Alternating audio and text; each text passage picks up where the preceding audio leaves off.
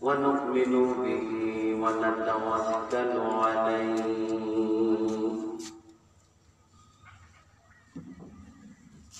ونعوذ بالله من شرور أنفسنا ومن سيئات أعمالنا من يهده الله فلا مضل له ومن يضلله فلا هادي له ونشهد أن لا إله إلا الله وحده لا شريك له ونشهد أن سيدنا وحبيبنا وشفيعنا ونبينا ومولانا محمدا عبده ورسوله أما بعد فقد قال الله تعالى في كلامه المجيد والفرقانه الحميد أعوذ بالله من الشيطان الرجيم بسم الله الرحمن الرحيم قل إن الموت الذين تفرون منه فإنه ملاقيكم ثم تردون إلى عالم الغيب والشهادة فينبئكم بما كنتم تعملون وقال رسول الله صلى الله عليه وسلم تحفة المؤمن الموت وقال في شان حبيبه ومحبوبه ومعصومه ومخبرا وآمرا إن الله وملائكته يصلون على النبي يا أيها الذين آمنوا صلوا عليه وسلموا تسليما اللهم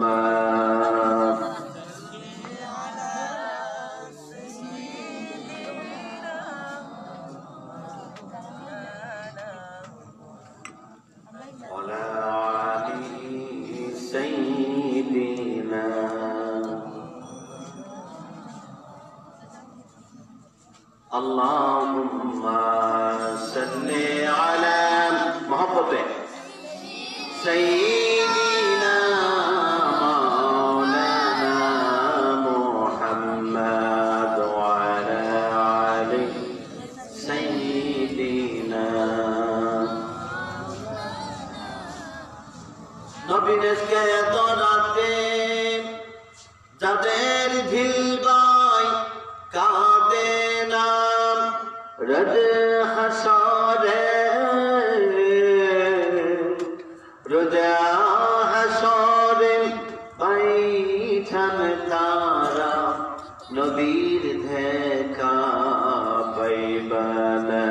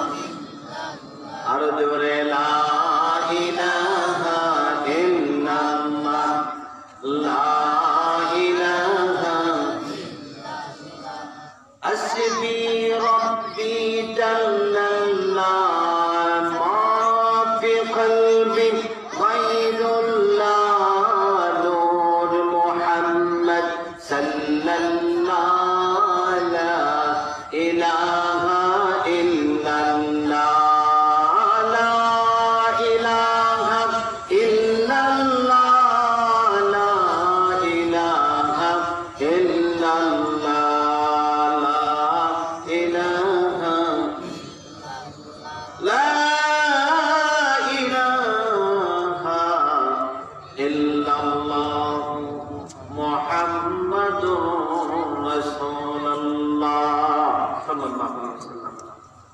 আল্লাহুম্মা সাল্লি ওয়া সাল্লিম ওয়া বারিক আলাইহি। আহমদপুর দাখিল মাদ্রাসা বাৎসরিক ওয়াজ ও দোয়ার মাহফিল 2020 ইসলামী সনে উপস্থিত সম্মানিত সভাপতি জনাব মাওলানা মনিরউদ্দিন সাহেব আর সাবেক আরবি প্রভাষক বিশ্বনাথ আলিয়া মাদ্রাসা সভাপতি হিসাবে উপস্থিত আছেন বদরুজ্জামান চৌধুরী জহির সভাপতি মাদ্রাসা, হাজী আব্দুল সালাম চৌধুরী গোবিন্দপুর, হাজী আমির ওয়াহাব কাঁঠালতলী, উপস্থিত হযরত উলামায়ে কেরাম, বিশেষ করে এই মাদ্রাসার আসাতাজায়ে কেরাম, আমার শিক্ষক সমতুল্য অনেক ব্যক্তি এই মাদ্রাসার শিক্ষার জন্য নিবেদিত প্রাণ, তাদের পরিশ্রমে আমি মনে করি এই মাদ্রাসাটা আলিম কারিগরের একটি কারখানা।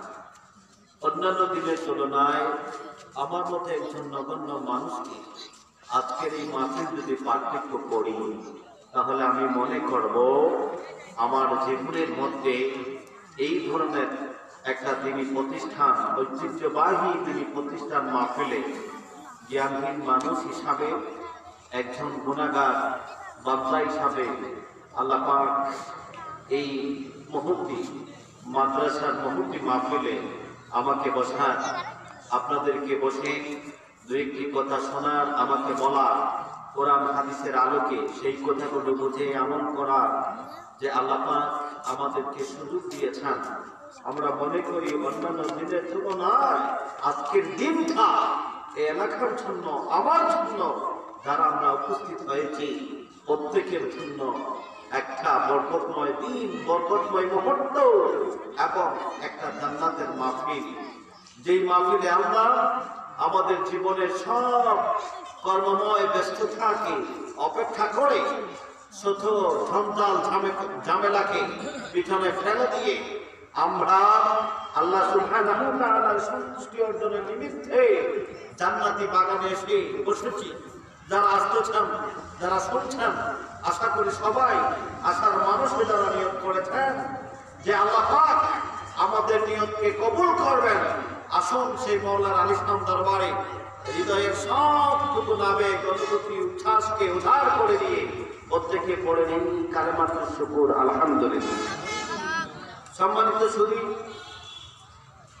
তার যে হাজার হাজার গুণ বেশি দুরূদ ও সালাম পাঠ করছি। আল্লাহর সৃষ্টির প্রধান আকর্ষণ, সমস্ত নবীগণের ফেরতাজ, আপনার আমার প্রত্যেকের একমাত্র সাফায়াতের উসিলা সেই প্রিয় নবী, নবীদের নবী, দু জাহানের বাদশা, সাইয়্যিদুল মুরসালিন, খাতামুন নবীন, আফতাবে নবুওয়া, শাহনশাহে রিসালাত, নূর নবী, নূর আলা নূর মুহাম্মদ সাল্লাল্লাহু আলাইহি সাল্লামের উপর আল্লাহ পাক যেন আমরা যারা বসেছি জান্নাতি বাগানে, আমাদের পক্ষ থেকে আমাদের হৃদয় নিংড়ানো প্রত্যেকটি দুরূদ এবং সালামের হাদিয়া ওই সোনার টুকরা জমিনে এই বিশ্বনবীর কদম মোবারকে পৌঁছে দেন। সবাই উঠে আওয়াজে বলি আমিন। সম্মানিত সুধী, আজকের মাহফিলে প্রধান অতিথি হিসাবে উপস্থিত হবেন আল্লামা মুফতি ইসহাক কিবলা রাহমাতুল্লাহ আলাইহি, সুযোগ্য উত্তরসূরি মুফতি আজম, এই বাংলাদেশের প্রখ্যাত মুফতি, আমাদের শ্রদ্ধাজ আল্লামা মুফতি গিয়াসউদ্দিন চৌধুরী সাহেব উপস্থিত হবেন। আমার শ্রদ্ধাভাজন ব্যক্তিত্ব হযরত মাওলানা মাহবুবুর রহমান খানকি সাহেব উপস্থিত হবেন, হযরত মাওলানা আবু ইমান আনোয়ারি সাহেব। তারা ইনশাআল্লাহ অত্যন্ত মধুর সুরে কোরআন হাদিসের আলোকে যুগ উপযোগী কথা বলবেন। আল্লাহ পাক যেন প্রত্যেকের হায়াতে, ইলমে এবং প্রত্যেকের মর্যাদায় বরকত দান করেন। সবাই বলি আমিন।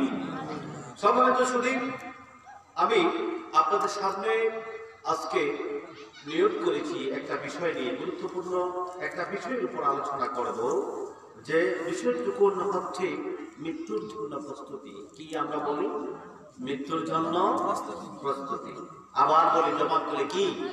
মৃত্যুর জন্য বন্ধুরা, সকলেই আমরা যদি চিন্তা করি এই জগতে আমাদের অস্তিত্ব কি, আমাদের প্রমাণ কি, আমরা যে মানুষ, আমরা যে এই জগতের সৃষ্টির সেরা, তার প্রমাণ কি, তার দলিল কি? বন্ধুরা আমার, আপনারা যে ঈদগাহে বসে আছেন, আপনারা যে মাদ্রাসার মাহফিলে বসে আছেন, অবশ্যই সেই মাদ্রাসার দলিল আছে না নাই? আমরা যে ঈদগাহের মাঠে বসে আছি, সেই ঈদগাহের মাঠের দলিল আছে না নাই? আছে, সেই দলিল আছে ভাই। আমরা যে মুসলমান, আমরা যে ইবাদত কবুল হয়, আমাদের দাসত্ব বন্দেগী আল্লাহ পাকে স্বীকার করি, তার প্রমাণ হচ্ছে আমরা মৃত্যুকে স্মরণ করি। আল্লাহ পাক বলেছেন কুল্লু নাফসিন যায়িকাতুল মাউত, অর্থাৎ প্রত্যেক মানুষ মরণের স্বাদ গ্রহণ করবে। আর আমাদের দলিল এইটা। আজকের আলোচ্য বিষয় হচ্ছে মৃত্যুর জন্য আমরা প্রস্তুতি নেব। বন্ধুরা আমার, মহান আল্লাহ রাব্বুল আলামিন কোরআনুল কারীমে মানব জাতিদেরকে বলেন মৃত্যুর জন্য প্রস্তুতি নেওয়ার জন্য তাগিদ বলেন, কুল ইন্নাল মাউতাল্লাযী তাফিরুনা মিনহু ফাইন্নাহু মুলাকীকুম সুম্মা তুরাদ্দুনা ইলা আলিমিল গায়বি ওয়াশ-শাহাদাতি ফায়ুনাব্বিউকুম বিমা কুনতুম তা'মালুন। বন্ধুরা আমার, আল্লাহ রাব্বুল আলামিন বলেন, হে আমার নবী, আপনি বলে দিন যে মউত থেকে তোমরা মানুষরা পলায়ন করে তাদেরকে আপনি জানিয়ে দিন, সেই মালাকুল মউত অবশ্যই একদিন তাদেরকে গ্রাস করবে। বন্ধুরা আমার, আল্লাহ রাব্বুল আলামিন তার হাবিবকে বলেন, আমার নবী আপনি বলে দেন, মানব জাতিদেরকে বলে দেন, যেই মউত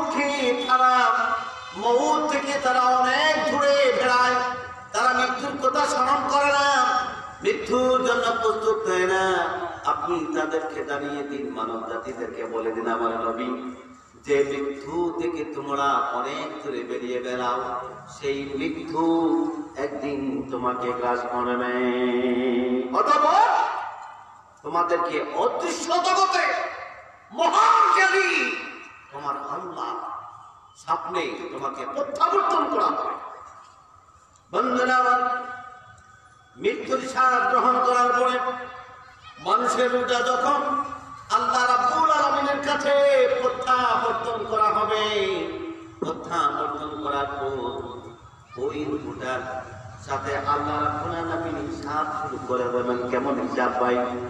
কুরআনুল কারীমে আল্লাহ বলেন, দুনিয়ার মানুষেরা যখনই তুমি তোমার আল্লাহর সামনে তোমাকে প্রত্যাবর্তন করা হবে, সাথে সাথেই তোমার আল্লাহ তোমার দুনিয়ার জমিনে তুমি যে আমল করেছো, যে কাজ করেছো, সব আমল তোমার সামনে উপস্থিত করা হবে। উপস্থিত করা হবে। আমরা তো ভাই এখন কিছু মানুষ আমরা মনে করি যে খাই খাই ঘুমাই, আর কি আসে না? আসে না? খাই খাই দুনিয়া কি আসে না? আমোদ ফুর্তি এইভাবে খাবো খাবো ঘুমাবো, আর কি এটা আসে না? একটা কথা, এটা আমরা তো আবার চিনি না যে ডায়লগ গুলা, যারা ডায়লগ দিতে পারে তাদের মার্কেট ভালো, ঠিক কিনা? যারা গালি দিতে পারে ভাই তাদের মার্কেট ভালো। আমি একজন মুসলমান, কেন আর একজন মুসলমানকে ডায়লগ দেব, গালি দেব, বিভিন্ন ভাষায় করবো? ভাই চিন্তা করে দেখেন আমাদের অস্তিত্ব কি? আমরা একজন মরণশীল প্রাণী। বন্ধুরা আমার, আজকে দেখা যায় মানুষ মৃত্যুর পরোয়া করে না ভাই, মৃত্যুর পরোয়া করে না। আজকে কিছু মায়ের সন্তান টাকা নিয়ে, ছুরি নিয়ে, চাকু নিয়ে রাস্তাঘাটে আল্লাহর ভয়ে না করে, আল্লাহকে ভয় না করে, নিজের মন যা চায় নেতা বলে তাই কুপাকুপি করে। আসে না নাই? কথা বলি না কেন? আমার রাজত্ব কায়েম করতে চায় নেতা, আর কর্মী তার রাজত্ব কায়েম করতে চায়, আর কর্মী মনে করে যদি কুবা দুধা দিতে পারে তাহলে আমার চেয়ারও করতে পারবে, ঠিক না? আমার মর্যাদা করতে পারবে না ভাই। কেউ মৃত্যুর সেদিন আপনাকে গ্রাস করবে, কেউ আপনাকে সেদিন বাঁচাতে পারবে? আমাদেরকে কেউ বাঁচাতে পারবে না। বন্ধুরা আমার, এই সম্পর্কে অযথা আবু হুরায়রা রাদিয়াল্লাহু তাআলা বর্ণনা করেন, قال رسول الله صلى الله عليه وسلم اكثروا من ذكر عاجب اللذات يوم الموت। অযথা আবু হুরায়রা রাদিয়াল্লাহু তাআলা বর্ণনা করেন, ভাই আল্লাহ রাসূল সাল্লাল্লাহু আলাইহি ওয়াসাল্লাম ইরশাদ করেছেন যে হে দুনিয়ার মানুষ, দুনিয়াতে তুমি সুখ স্বাচ্ছন্দ্য এবং সুগন্ধি সব তামসার মধ্যে আছো, আর তোমার সেই আমোদ প্রমোদ সব কিছু ধ্বংসকারী মৃত্যু। তোমাকে মৃত্যুর জন্য তুমি বেশি বেশি তোমার সেই মৃত্যুকে তুমি স্মরণ করো। সুবহানাল্লাহ। কে বলেছেন ভাই? রাসূল বলেছেন এই দুনিয়ার সুখ স্বাচ্ছন্দ্য আমোদ ফুর্তি যা কিছু আছে ভাই, দুনিয়ার মতো ধ্বংসকারী হচ্ছে আমাদের মৃত্যু। এই জন্য রাসূল বলেছেন মানব জাতিরা শোনো, তোমরা বেশি বেশি তোমার মৃত্যুকে স্মরণ করো। কাকে কথা বলি? কাকে? মৃত্যু। একটা মানুষ সন্ত্রাসী করে, চাঁদাবাজি করে, একটা মানুষের বায়ুর সংখ্যা বেশি, লাঠির সংখ্যা বেশি নয়, অন্যায় ভাবে আরেকটা মুসলমানদেরকে তা মন চায় তা বলে আছে না নাই? কথা বলি আছে। এই ধরনের মানুষ যদি রাত্রেবেলা ভাই বালিশে যখন মাথা লাগায়, একটা বার যদি চিন্তা করে আজকে যে আল্লাহ আমাকে বায়ুর সংখ্যা বেশি দিয়েছেন, আমার যে আল্লাহ আমাকে আজকে ক্ষমতা দিয়েছেন, আমি যদি চিন্তা করি যে আল্লাহ আমাকে ক্ষমতা দিয়েছেন কিন্তু ক্ষমতার অপব্যবহার করে আল্লাহর আরেকটা বান্দাকে আমি জুলুম করছি, নির্যাতন করছি, এটা কেমনে? এটা কি ঠিক করলাম? বন্ধুরা আমার, শরীয়তের বিধান হচ্ছে নিজের মনকে প্রশ্ন করো। তুমি মরণশীল, মানুষে ঘুমাও, একবার ওই সময় তুমি তোমাকে প্রশ্ন করো আমি যা করলাম তা কি বৈধ না অবৈধ? এটা কি সত্য না মিথ্যা? এটা কি জুলুম? এটা ঠিক না ঠিক?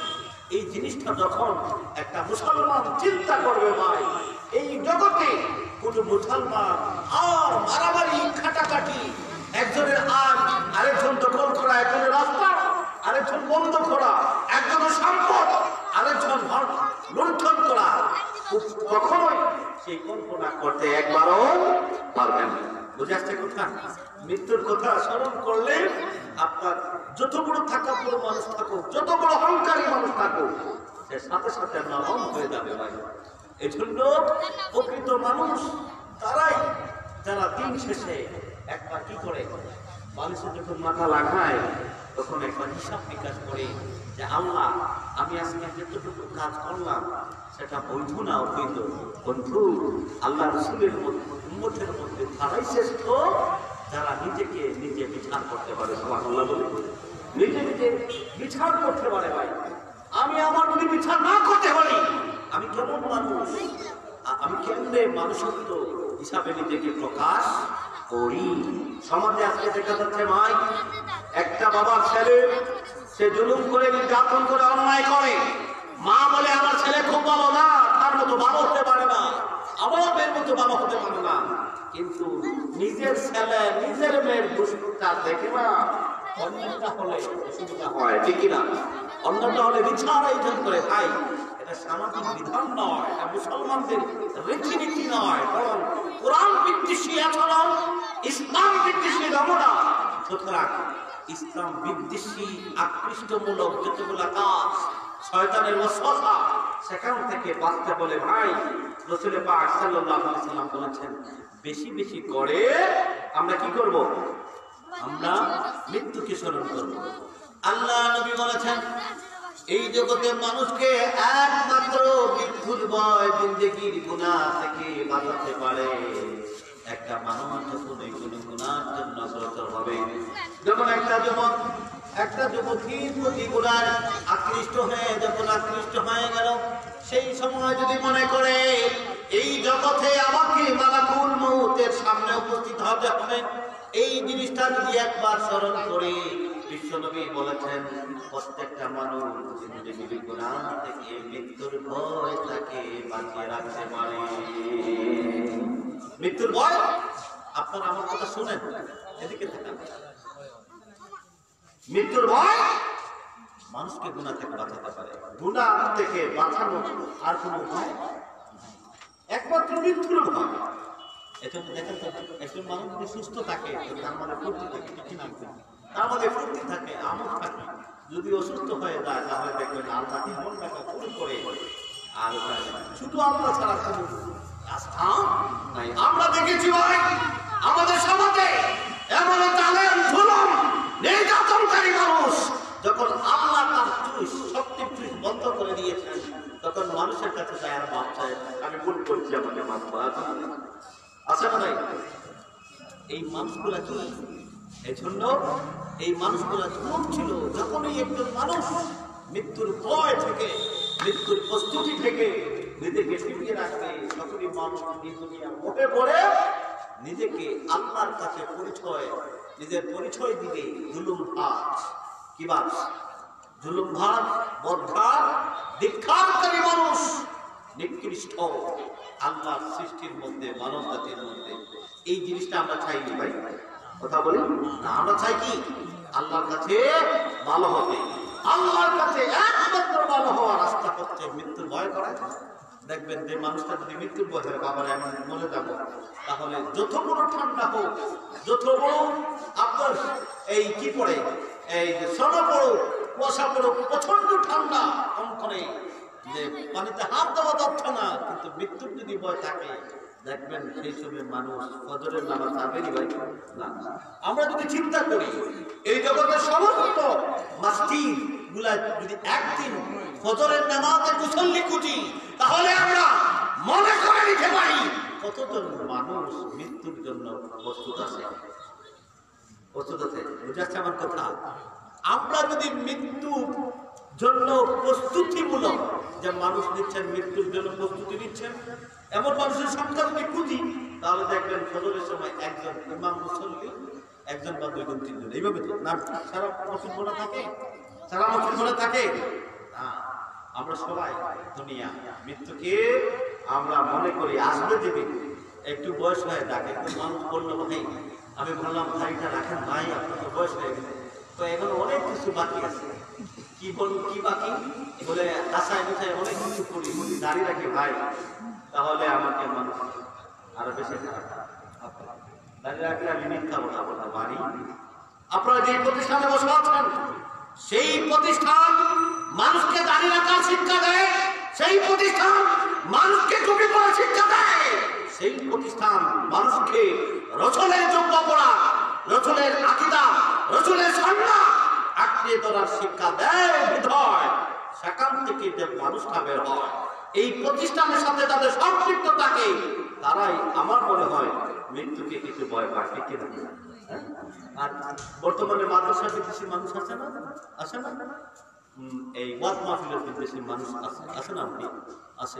যেমন আমাদের পার্লামেন্টে প্রস্তাব এসেছে যে আমরা ঘুমাতে পারি না, রাত্র 12টা-1টা পর্যন্ত মাইক বাজে, মাইকের যন্ত্রণায় সব শেষ হয়ে যায়। আমাদের প্রধানমন্ত্রী বেচারি মানুষ, মহিলা মানুষ বিপদে পড়েছেন। আমাদের দাবি সমতুল্য ব্যক্তি, তিনিও বিপদে পড়েছেন, কোন দিকে যাবে? বন্ধুরা, আমরা মুসলমান, যেই খাত আমাদেরকে গুনাহ থেকে বাঁচায় নাই, সেই খাত আমরা যদি দিনে রাতে একটা বার স্মরণ করি, খোদার কসম করে বলি ভাই, আমি একটা মুসলমান যদি দিন রাতে নখ পক্ষে ঘুম থেকে ওঠার পরে একবার যদি মনে করে যে আমাকে মরতেই হবে, হয়তো আজকে আমি মরে যাবো, সন্ধ্যায় যখন উপনীত হয়, সন্ধ্যায় উপনীত হওয়ার সামনে যদি মনে করে আজকে রাত্রিতেই হয়তো আমার মরণ হবে, এই জিনিসটা যদি ভাবে ভাই, আমার বিশ্বাস এই মুসলমানের দ্বারা এই জগতে কোনো দিনা কোনো কবিরা গুনাহ, মানুষের হক নষ্ট, এতিমের হক নষ্ট, পিতা মাতার সাথে খারাপ আচরণ, ওস্তাদ শিক্ষকদের সাথে নির্যাতনমূলক কোনো আচরণ হবে না। ঠিক না? মুরব্বী বৃদ্ধ সবাই কি করবে? সঠিক মর্যাদা দিবে এই মানুষ। বন্ধুরা আমার, আল্লাহর নবী মুহাম্মদ সাল্লাল্লাহু আলাইহি সাল্লামের প্রিয় সাহাবী হযরত জাবের রাদিয়াল্লাহু তাআলা বর্ণনা করেন, আল্লাহ রাসূল সাল্লাল্লাহু আলাইহি ওয়াসাল্লাম কাছ থেকে তিনি বলতে শুনেছেন, রাসূল পাক সাল্লাল্লাহু আলাইহি ওয়াসাল্লামের কাছ থেকে বর্ণনা শুনেছেন এইভাবে যে কাবলাল মাউতি বিসালাসাতি আইয়ামি ইয়াকুল লা ইয়ামুতুন্না আহাদুকুম ইল্লা ওয়া হুয়া ইউফিনু যান্না ফিন্নার। আল্লাহ রাসূল বলেছেন যে জাবের রাদিয়াল্লাহু তাআলা বর্ণনা করেন, আল্লাহর নবী মৃত্যুর অফার শরীফে 3 দিন পড়বে। হযরত জাবেরকে বলেন, জাবের শোনো, তোমরা কেহ যেন আল্লাহর নেক ধারণা থেকে বিরত হয় না। সুবহানাল্লাহ বলি কি? তোমরা কখনোই আল্লাহর পাকের নেক ধারণা থেকে, তোমাদের মৃত্যুর স্মরণ থেকে গাফিল হয়েও। অর্থাৎ আল্লাহর নেক ধারণা হচ্ছে মৃত্যুর স্মরণ। মৃত্যুকে স্মরণ করা এটা হচ্ছে আল্লাহর সন্তুষ্টির মধ্যে একটা নেক ধারণা। এই হাদিস দ্বারা আমরা বুঝতে পারলাম ভাই, আল্লাহ পাকের প্রতি নেক ধারণা না করে না আমরা যেন না ভুলি। এর মানে কি? মরা স্মরণ করা একটা নেক ধারণা, পূর্ণ ধারণা। এই ধারণা থেকে যেন আমরা কেউ বিরত না থাকি। বন্ধুরা আমার, ওয়ান ইবনে ওমর রাদিয়াল্লাহু তাআলা আনহু قال أخذ رسول الله صلى الله عليه وسلم بمنكبي فقال كنت في الدنيا كأنك غريب أو عابر سبيل। বর্ণনা করেন মৃত্যুর প্রস্তুতি সম্পর্কে, আল্লাহ রাসূল সাল্লাল্লাহু আলাইহি ওয়াসাল্লাম আমাকে একদিন আমার কাঁধে হাত দিয়ে ধরে বলেন, আমার কাঁধে এইভাবে হাত দিয়ে বলেন, এই আমার মনে রাখো, এই জগতে তুমি এমন ভাবে চলাফেরা করো যেন তুমি একজন মুসাফির, বিদেশি মানুষ, আর কি একজন গরীব মানে দুর্বল আকৃতি। সুবহানাল্লাহ, তুমি তোমাকে দুর্বল আকৃতি নমুনা হিসাবে এই জগতে উপস্থাপন করো। তোমার চলাফেরার কারণ হচ্ছে তুমি একজন বিদেশি পরবাসী। সুবহানাল্লাহ। আমরা কি রাসূল বলেছেন প্রত্যেকটা মুসলমান এই ক্ষণিকের জগৎকে একজন মুসাফির, কি একজন মুসাফির। আমাদের চলাফেরার রীতিনীতি হবে কি? আমরা বিদেশি মানুষ, আচানক এক জায়গায় আছি, আর নমুনা হবে আমরা যেমন দুর্বল। এই দুর্বলতা দ্বারা বোঝানো হচ্ছে যে আমার হাত দ্বারা, আমার জবান দ্বারা, আমার পা দ্বারা, আমার বডি দ্বারা, আমার মস্তিষ্কের দ্বারা, আমার বিবেক বুদ্ধির দ্বারা যাতে কোনো মানুষ অশান্তিতে না ভোগে। সুবহানাল্লাহ বলি, কথা বলে জোরে বলি সুবহানাল্লাহ। আসেনি মানুষের হাত দ্বারা মানুষ কষ্ট পায়? আসেনি ভাই? জবান দ্বারা কষ্ট পায়? আসেনি? বুদ্ধি, কিছু বুদ্ধিজীবী বাবা আছে, তাদের বুদ্ধির খেলায় হালাল বিচার হারাম হয়ে যায়। ঠিক কিনা? হ্যাঁ, পাওনা তারা পায় না। যে বিচার পাওয়ার কথা সে পায় না। যে দোষী সে গুণী হয়, আর যে গুণী সে দোষী। দোষের মালা, দোষের অপভাব দিয়ে বিচার থেকে চোখের পানি ছেড়ে দিয়ে উঠে আসে না ভাই? আছে। কারণ কারা? এরা কারা? এরা দুনিয়ার দাম্ভিকতার মতো চলে। এরা দুনিয়াকে নিজের বাড়ি প্রসাদ মনে করে, নিজের সম্পদ, নিজের দেহ, নিজের সন্তানদেরকে নিয়ে তারা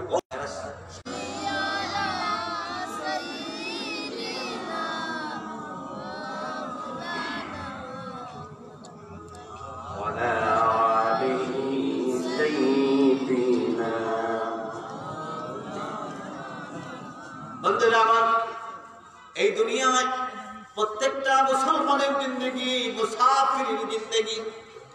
এই দুনিয়ায় প্রত্যেকটা মানুষের গাড়ি অবস্থায় চলা মানে নাই।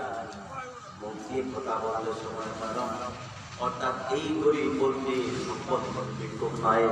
এই গরিব বলতে সম্পদহীন, সম্বলহীন, সম্পদহীন ভিক্ষুক নয়। এই গরিব মানে আমার ক্ষমতা থাকার পরেও আমি মানুষের প্রতি হৃদয়কে, আমার হৃদয়ের প্রশস্ততাকে বৃদ্ধি করে দেওয়ার নাম হচ্ছে এই গরিব। এই গরিবী জিন্দেগি বলতে আমার অনেক ক্ষমতা আছে কিন্তু আমি মানুষকে জুলুম করি, এটা হচ্ছে প্রকৃত মুমিনের জিন্দেগি। ভাই আমার গভীর মনোযোগ। ওয়াকানা ইবনে আমর রাদিয়াল্লাহু তাআলা এই প্রসঙ্গে বলেন, আরো সুন্দর করে বর্ণনা করেন যে ইযা আমসাইতু ফালা তানতাযিরু সাবা, এই দুনিয়ার মানুষেরা শুনে রাখো, যখন তোমার সামনে সকাল উপনীত হবে, একটা কথা বলি না, একটা সকাল সকাল বলেন তো ঘুম থেকে উঠি।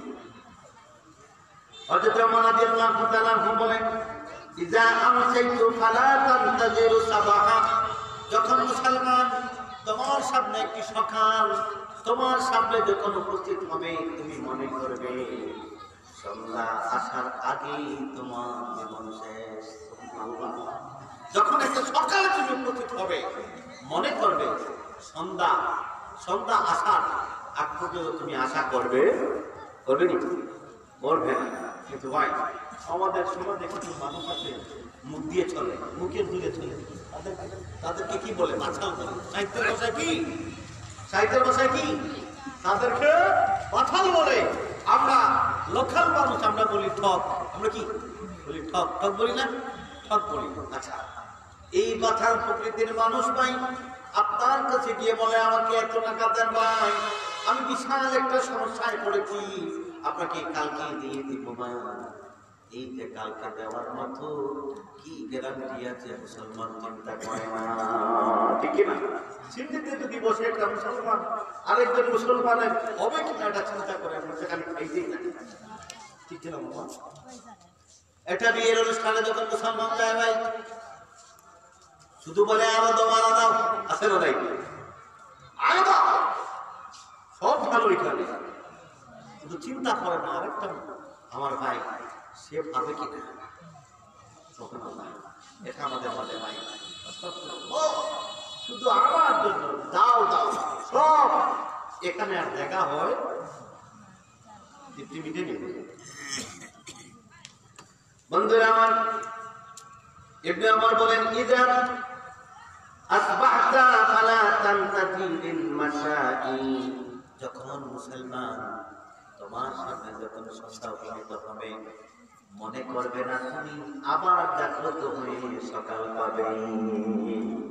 এটা তুমি আশা করো না। আমার গ্রামটা হচ্ছে তোমার সামনে যখন সকাল আসবে, তুমি মনে করবে আমি সন্ধ্যা পাবো কিনা। যখন সন্ধ্যা আসবে তখন তুমি মনে করবে আমি আগামী সকাল জাগ্রত হয়ে পাবো কি।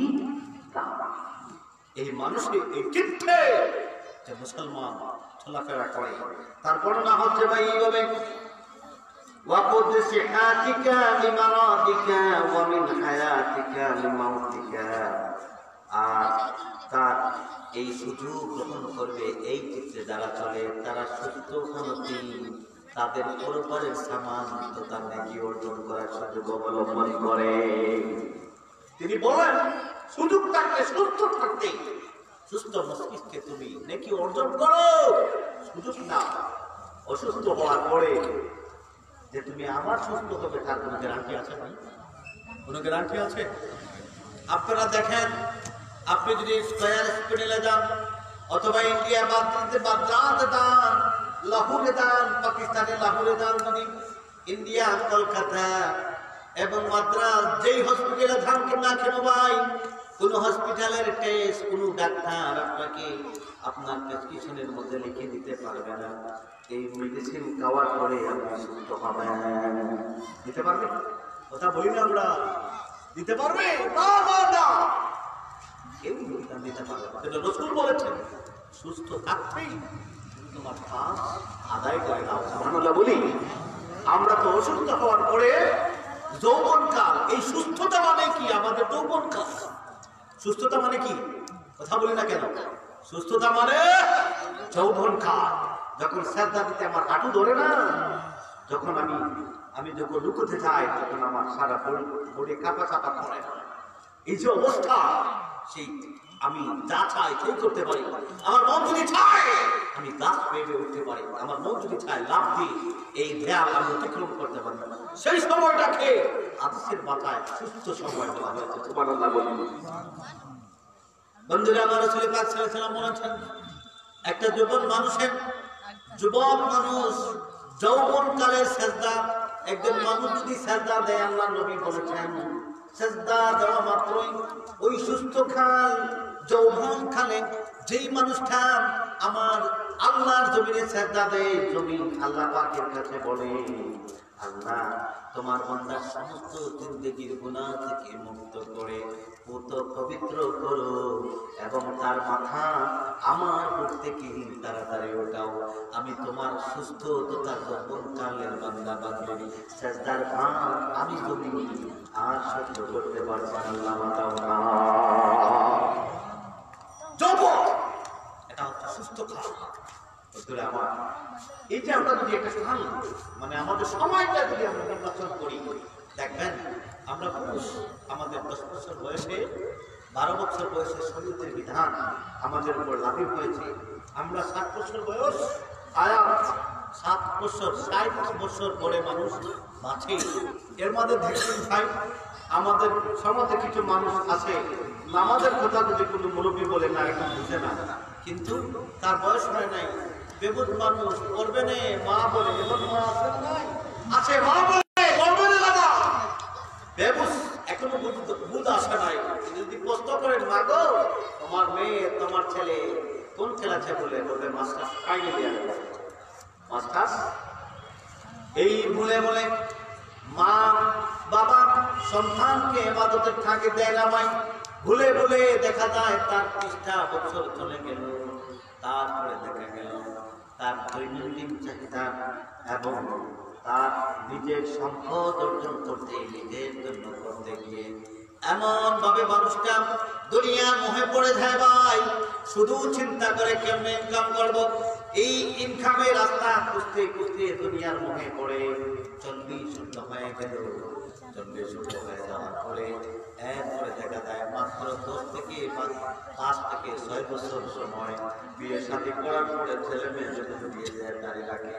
এই বিয়ে দেওয়ার পরে দাঁড়িয়ে রাখার পরে কিছুদিন ইবাদত বন্দেগী করে, তারপরেই তার হাঁটু বাঁকা হয়ে যায়, মাথা মস্তিষ্ক তেড়া হয়ে যায়, সাজদা দিতে পারে না, সোজা হয়ে দাঁড়াতে পারে না, এবং কি করতে পারে না, গভীর রাতে আল্লাহর দরবারে হাত তুলে কাঁদার সুযোগ পায় না, আপনি পড়ে যায়। আছে না নাই? আজকে এই খবর একটা মুসলমান প্রকৃত মুসলমানের হতে পারে। এই জন্য তাই মৃত্যুকে স্মরণ করেন, মৃত্যুর জন্য প্রস্তুতি নেন, মৃত্যুর কথা স্মরণ করে একবার নামাজ পড়েন তো। আজকে বন্ধুরা আমার চিন্তা করে দেখেন মৃত্যু কেমন বাস্তব প্রমাণ। ওই চীন জগতের বেয়াদব, ওই চীন দেশের বেয়াদব প্রেসিডেন্টকে আল্লাহ একটা থাবা দিয়ে সুজা করে দিয়েছে।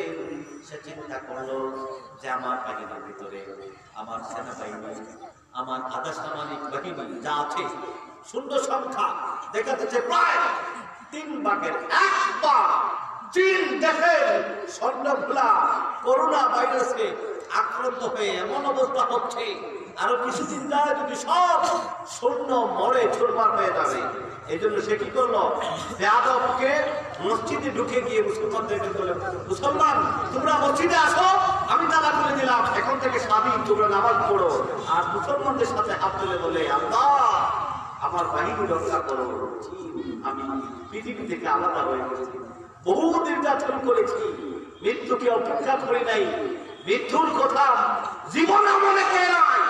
আজকে আল্লাহ তুমি চলেছো, তুমি তুষ্টি করিয়েছ, এখন আমি বুঝেছি মুসলমানকে নির্যাতন করা কেমন।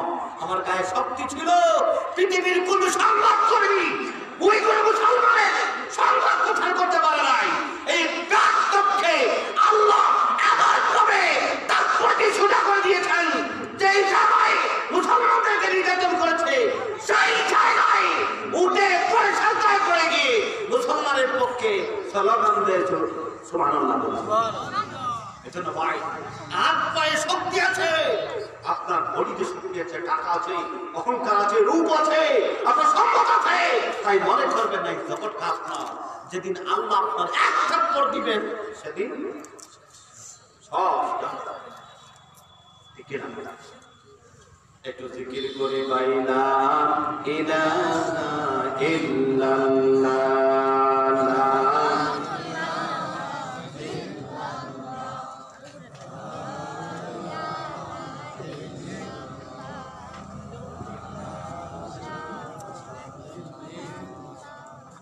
লা ইলাহা ইল্লাল্লাহ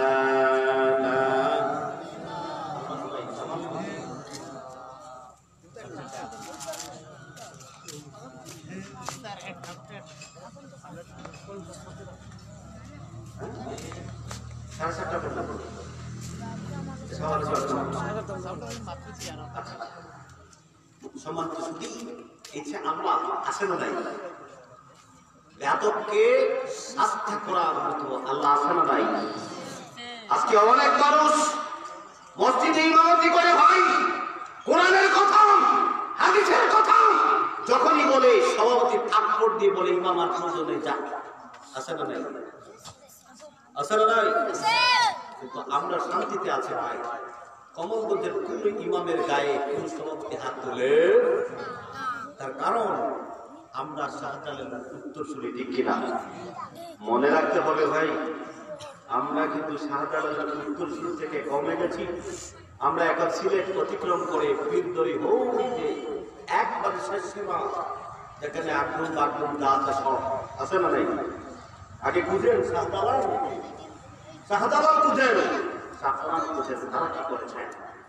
বন্ধুরা আমার, আল্লাহর নবী মুহাম্মদ সাল্লাল্লাহু আলাইহি ওয়াসাল্লাম বর্ণনা করেন, লা ইয়াতামান্না আহাদুকুমুল মাউত আম্মা মুসিনান ফালাআল্লাহু আন ইয়াজাদা খায়রা ওয়া ইম্মা মুসিনান ফালাআল্লাহু আন ইয়াস্তাতাদিল। আল্লাহর হাবিব বর্ণনা করেন, এই জগতের মানুষেরা তোমরা কি করো?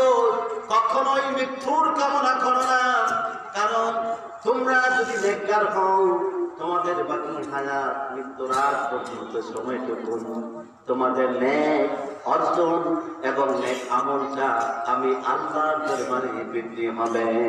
সুবহানাল্লাহ বলি।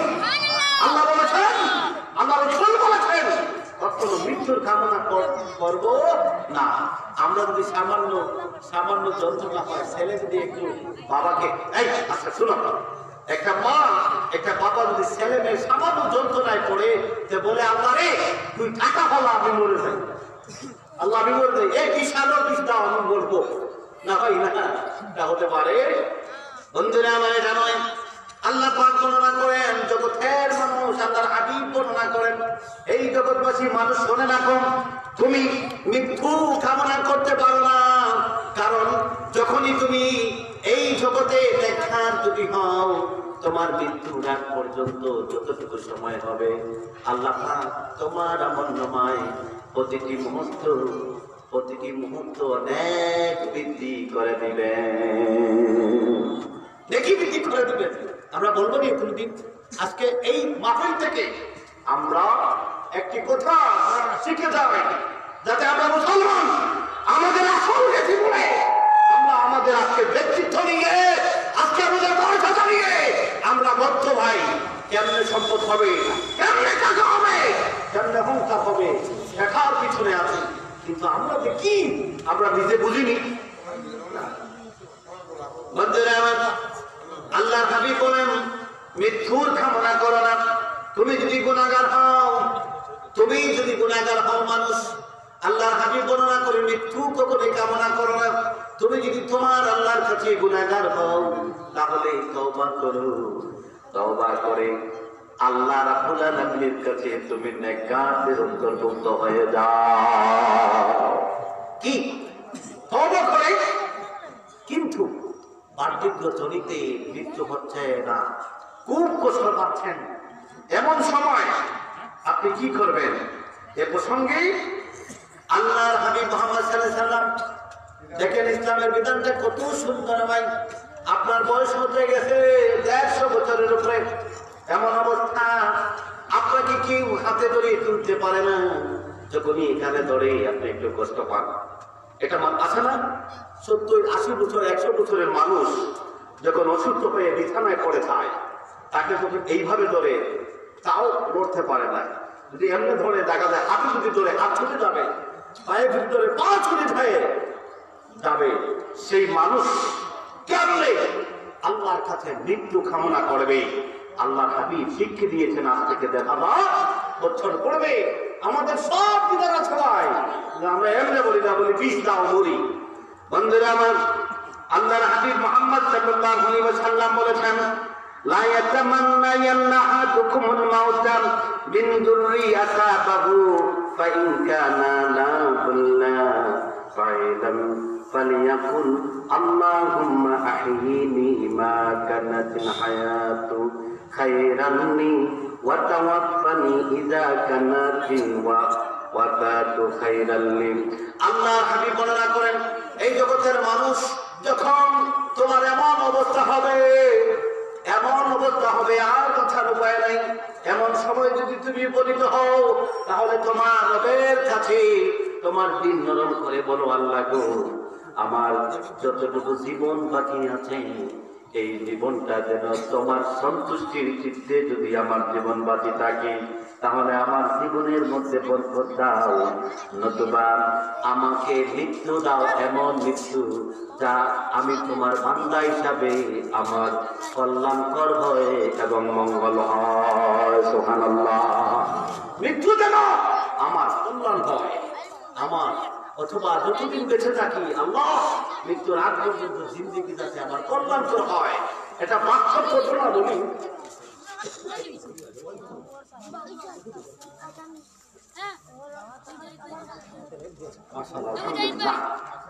আলহামদুলিল্লাহ। হারুন মেম্বার সাহেব, আমার মামা জিয়া বোমা বলেছেন, হারুন মেম্বার সাহেব ফ্রান্স থেকে ৩,০০০ টাকা এই বছর দিয়েছেন, আগামী বছর একটা গরু দিবেন। আল্লাহ আমার এই ভাই দামকে মাদ্রাসার জন্য কবুল করো, জান্নাতি বাগানের জান্নাতি মেহমানদের তাবারকের জন্য একটি গরু দিবেন। আল্লাহ আমার এই ভাই বাবাকে আমার বাবা মনে করি আয়াতের মধ্যে বরকত দাও, আমিন। সম্মানিত সুধী ভাই, সুধী মন্ডলী, শুনে রাখুন ভাই, আপনি যতই অনুতপ্ত হন, অসুখে আক্রান্ত হন, অথবা দুনিয়ার কোন ঝামেলা জর্জরিত হয়ে খবরদার তুমি নিষেধ করেছেন, তুমি বলতে পারো না আল্লাহ আমাকে টাকা দাও, আমাকে মরণ দাও, কথা বলতে পারো না? মরণের কামনা করতে পারো, আল্লাহ রাসূল শিখিয়ে দিয়েছেন, বলো আল্লাহর কাছে, বলো তোমার রবের কাছে কি বলবা।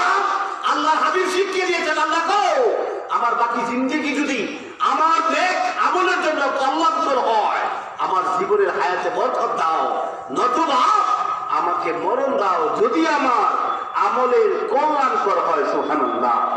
বন্ধুরা আমার, কিছু মানুষ মনে করেন সারা জীবন তাসবিহ পড়ে, এমনও মানুষ আছে নামাজ পড়ে, রোজা রাখে, সাজদা দেয়, হজ আদায় করেছে, যাকাত দিয়েছে, কোনো ত্রুটি বিচ্ছুতি নাই সমাজে, সবার কাছে ভালো, কিন্তু মৃত্যুর সময় অনেক কষ্ট পায়। কষ্ট পায় না? মৃত্যুর সময় অনেক কষ্ট পায়। আমি একটা বাস্তব ঘটনা বলি, এটা হাদিসের সাথে আমি মিল করেছি, আপনাদের দোয়া। সুবহানাল্লাহ বলি না? হাদিস সম্মত একটা মানুষের জীবনে আমি দেখেছি ভাই, বাস্তব মৃত্যুর ঘটনা দেখেছি।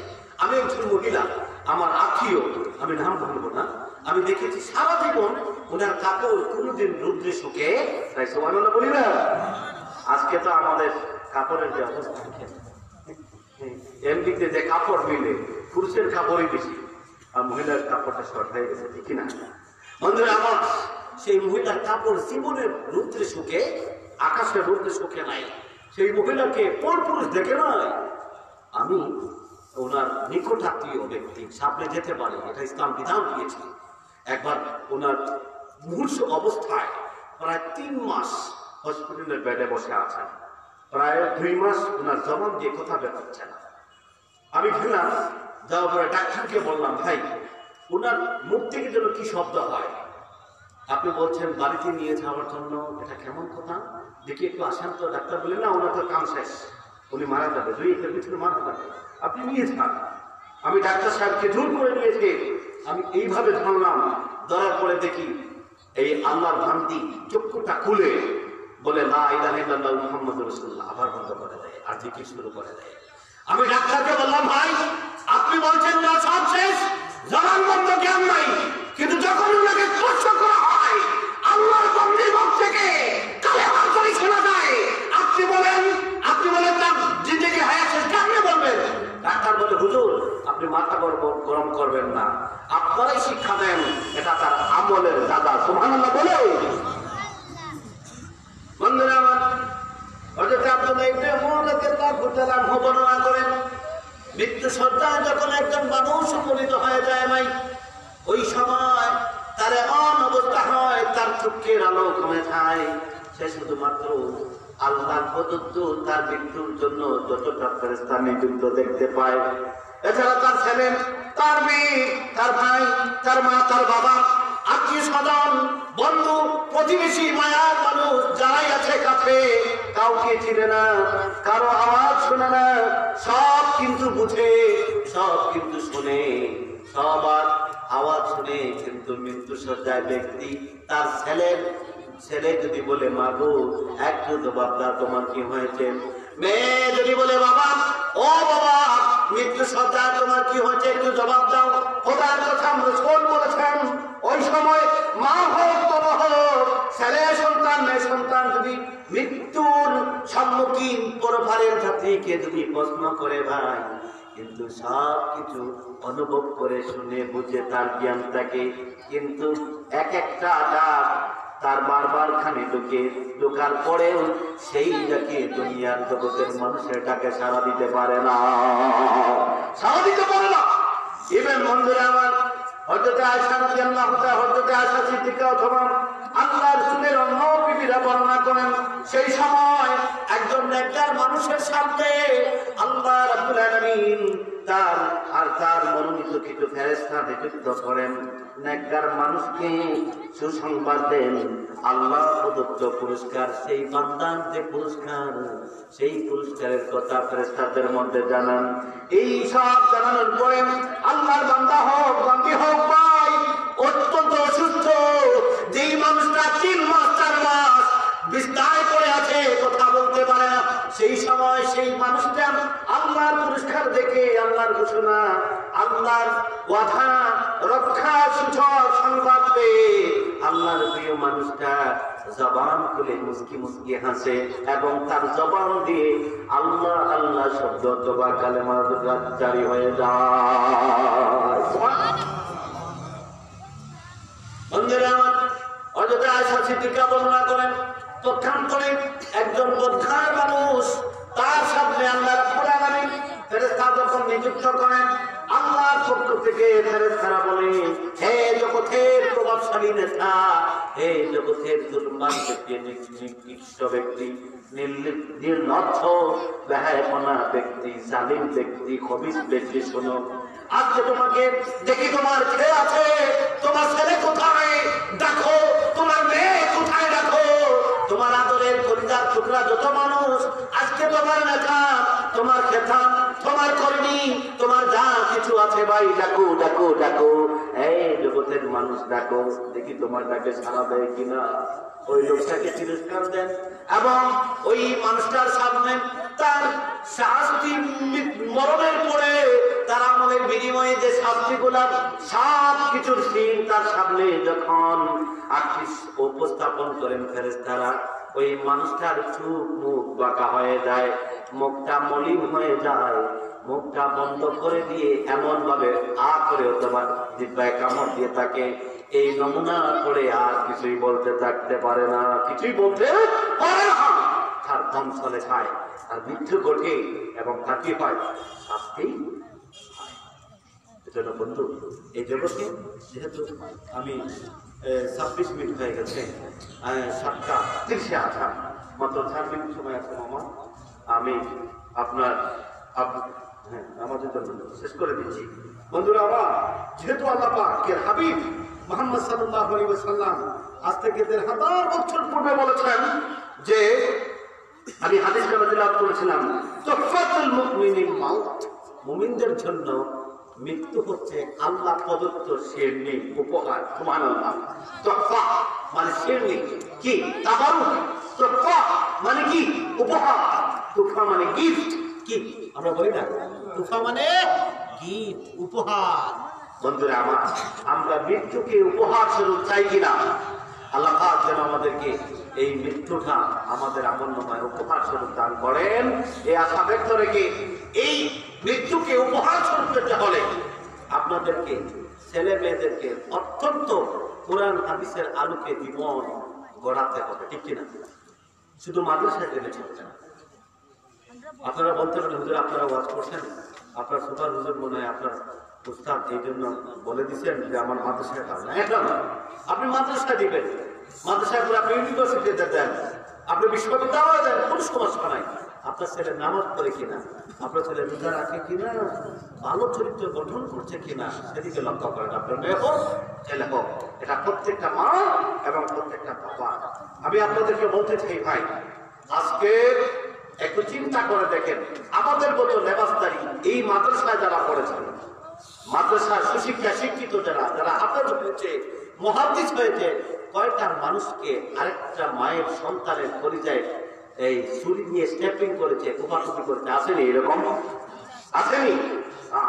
এই জন্য আমি মনে করি দিনই প্রতিষ্ঠান, সেখানে যদি আপনার ছেলে মেয়েকে দেন, আশা করি কুপাকুপি তো করবেই না। লজ্জার বই মানুষের সামনে তার মুখে দাড়ি, মাথায় টুপি, তার পাঞ্জাবি, এই নমুনা আচরণ, এই আচরণকে রক্ষা করতে গিয়ে লজ্জায় অনেক সময় আপনার ছেলে পাপ থেকে ফিরে আসবে, ঠিক কিনা? কে ফিরাবেন? কে ফিরাবেন? আমি আপনাদের গর্বের সাথে বলতে চাই, আপনাদের এই প্রতিষ্ঠানের অনেক শিক্ষক আমার বড়, অনেক শিক্ষক, মোটামুটি সবাই আমার বয়সে বড়, এবং অনেক শিক্ষক আমার উস্তাদ সমর্থন। আপনাদের এই বাগানটা তারা সুন্দর করে সাজিয়েছেন, আপনাদের সহযোগিতা এবং আপনাদের দোয়া আল্লাহ পাক যেন সবাইকে কবুল করেন। এই জান্নাতের বাগানের উসিলায় যে আপনার পাশে জিন্দাবাদা সকলকে মাফ করে দেন, সবাই বলি আমিন, আল্লাহুম্মা আমিন। আল্লাহুম্মা রাব্বানা যালামনা আনফুসানা ওয়া ইন লাম তাগফির লানা ওয়া তারহামনা লানাকুনান্না মিনাল খাসিরিন। আয় আল্লাহ রাব্বুল আলামিন, আমার ইচ্ছার বিরুদ্ধে অনেক ভুল হয়েছে আল্লাহ। আল্লাহ, এই ভুল থেকে আমাকে মাফ করে দাও। যতটুকু শুদ্ধ আলোচনা হয়েছে তোমার বান্দাদের আপননামায় নেক হিসাবে কবুল করে নেন। তামাম সবটুকু বিশ্বনবীর খেদমতে কবুল করে নেন। আল্লাহ, আমাদের জিন্দা মুর্দা মা বাপকে মাফ করে দেন। আমরা প্রত্যেকটা সন্তান যেন আল্লাহ নেককার হয়ে আমাদের মা বাবার জন্য দোয়া করতে পারি, এই ব্যবস্থাটা তুমি করে দেন। এই মাদ্রাসার উন্নতি নসিব করেন। যারা এই মাদ্রাসার সাথে সম্পৃক্ত, আল্লাহ তাদেরকে কিয়ামতের দিন তোমার হাবিবের সাথে সম্পৃক্ত করে দিও। যারা টাকা দিয়েছেন, পয়সা দিয়েছেন ভাই, আয় আল্লাহ রাব্বুল আলামিন, যারা শ্রম দিয়েছেন, যে সমস্ত ভাই এই মাহফিলটা আয়োজন করেছেন, এই মাদ্রাসার আসাতায়ে কেরাম ছাত্রবৃন্দ রাত দিন পরিশ্রম করে জান্নাতের বাগানকে কায়েম করেছেন। এলাকাবাসী অনেক মানুষ এই জান্নাতি প্রতিষ্ঠানের সাথে সম্পর্ক রেখে কবরে চলে গেছেন, অথবা যারা জীবিত আছেন, প্রত্যেকের ইহকালীন পরকালীন জিন্দেগির মধ্যে বরকত দাও। আল্লাহ, আমাদের ব্যবসা বাণিজ্যকে কৃষির মধ্যে বরকত দাও। দেশে বিদেশে আমাদের দূর দূরান্তে যত ভাই বন্ধু আত্মীয় স্বজন পাড়া প্রতিবেশী আছেন, আল্লাহ প্রত্যেককে মাফ করে দিন। আল্লাহ, সামরকুনা নিবাসী আমার খালা, আল্লাহ আসলে নামাজের পরে কবরে রেখে এসেছি, আমার ভাবদেশ কবরের জিন্দেগি জান্নাতের জিন্দেগি দান করে দেন। আল্লাহ, আমরা যত মায়ের সন্তান হাত বাড়িয়েছি, আমাদের মা বাপকে মাফ করে দেন। যাদের মা বাবা নাই, কবরকে জান্নাতের বাগান বানিয়ে দেন। আল্লাহ, আমাদের যত উস্তাদ আমাদেরকে কোরআন হাদিসের শিক্ষা দিয়ে কবর জগতে চলে গেছেন, আল্লাহ প্রত্যেকের কবর ও জিন্দেগি জান্নাতি জিন্দেগি বানিয়ে দেয়। আয় আল্লাহ, যারা বাকি আছেন হায়াতে বরকত দিন, কোরআন এবং হাদিসের খিদমত করার তৌফিক দিন। আয় আল্লাহ, জিন্দেগির শেষ সময় যখন মালাকুল মউত আপনার সামনে হাজির হবে, আল্লাহ নেককার মানুষদেরকে যেইভাবে মৃত্যু দিবেন, আপনার হাবিব যেভাবে বর্ণনা করেছেন মুমিনদের জন্য মৃত্যু তরফা উপহার স্বরূপ, আল্লাহ আমরা তো গুনাহগার মানুষ, এই মাদ্রাসার মাহফিলের উসিলা আমাদের শেষ সময়টুকু তোমার পক্ষ থেকে যেন উপহার থাকে, আল্লাহ কবুল করো। ওয়াসসালামুন আলাল মুরসালিন ওয়ালহামদুলিল্লাহি রাব্বিল আলামিন। আমিন আমিন। লা ইলাহা ইল্লাল্লাহ মুহাম্মাদুর রাসূলুল্লাহ সাল্লাল্লাহু আলাইহি ওয়াসাল্লাম। সবাই আমার জন্য দোয়া করবেন, আমিও আপনাদের জন্য দোয়া করব। আসসালামু আলাইকুম। মুবারকবাদ জানাচ্ছি হযরত মাওলানা মামুনুর রশিদ আল মামুন সাহেবকে। সম্মানিত উপস্থিতি এখানে